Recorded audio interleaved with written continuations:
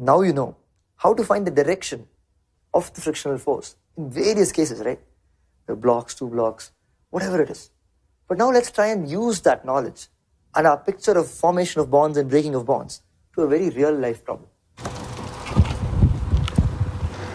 Have you ever wondered, when you're riding your cycle, in which direction is friction acting on your wheels? The road looks really rough, right? So there must be some friction acting. Then if it is it acting forwards or is it acting backwards? Is it the same for the front wheel and for the back wheel? There are multiple questions I just to ask, right?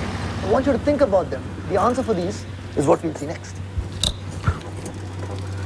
To find the answer to this question, let's do something really mischievous. Just when somebody is about to start their cycle, right? We bring in a giant who just lifts the cycle up with the handlebars and the seats and lets them pedal. Now they're pedaling the cycle, but then the cycle is not in touch with the ground. What will be happening? One wheel will rotate for sure, the back wheel, because that's pretty much what you're doing with your legs, right? You're rotating that wheel. But what will happen to the front wheel? It will not rotate at all. It will be at rest. Now what the giant does is slowly begins to lower that bicycle, but not before making the road super smooth and slippery and putting a paper on it. Yeah? So this means that the paper can just move either ways really, really easily. Then it tilts the bicycle a little bit and puts it on the road such that the front wheel touches.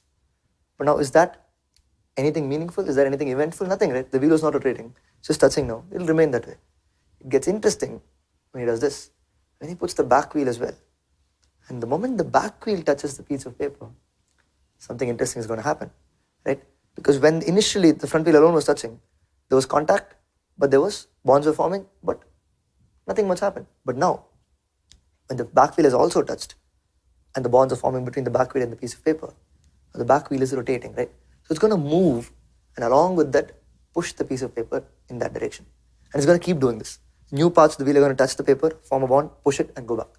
This continuously begins to happen, and the paper is going to move that way. But while that's happening, what has to happen is that this paper that has formed bonds with the front wheel will start pulling that front wheel, right?